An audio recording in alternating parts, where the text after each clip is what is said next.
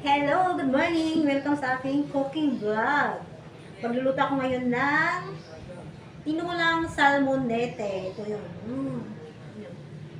Tinulang sariwa to galing dun ko to binili sa Taytay Palengke ngayong umaga.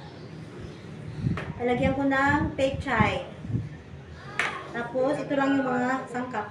Luya, sibuyas, kamatis, at tanglad para hindi malansa ang ating tinulang salmonete. Okay, let's go! Let's cook!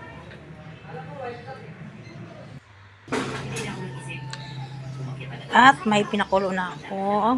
May nilagay na pala ako sa kawaling tubig para pakuluin.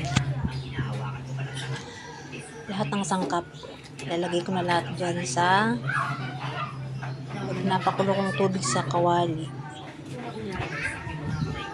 Konting asin lang, sibuyas, kamatis, ano yun? Tanglad pala. Luya. Pakuloyin natin yan.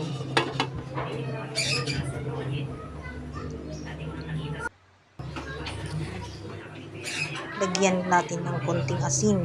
Konting asin lang.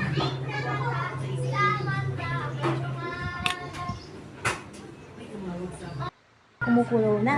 Ayan. Kulong-kulo na siya. Ilagay na natin ang isda. Kumukulo na. Pwede nang ilagay ang isda. Kumukulo na. Ilalagay na natin yung isdang salmonete. Yan na ang ating sariwang salmonete. Ang malang kilo niyan.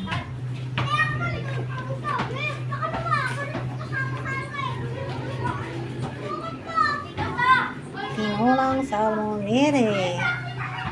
Masarap yan. Sariwang-sariwa yung ating isda. Mas humigop ng sabaw. Lagyan natin ng pampalasa. Kalahating cubes. Kalahati lang.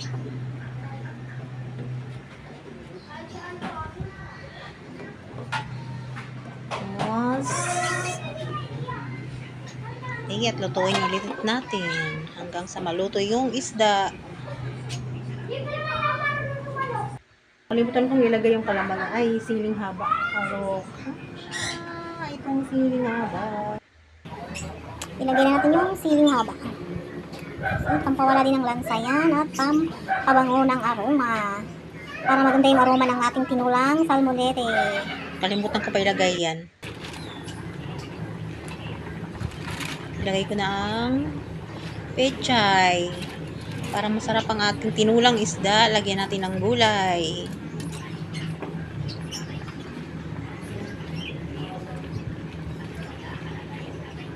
Mas masarap kasi ang tinula pag may gulay.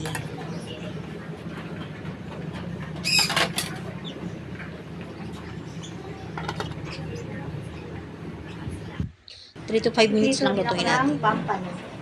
Gusto ni Papa ni Franco may prito. Ang ginagamit kong oil is pure olive oil. Okay, may sabaw at may prito ang ating ulam today. Para healthy ang ating puso, use olive oil. Bye! Okay, Luto ng ating tinulang salmonete.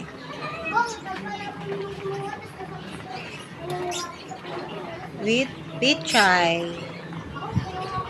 At magpiprito naman na ako ng isdang pampano. May tinula, may prito.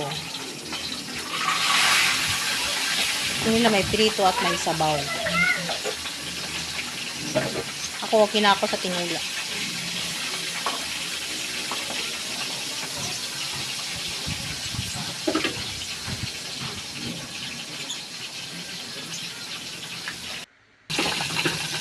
Malapit na maluto ang ating pritong pampano.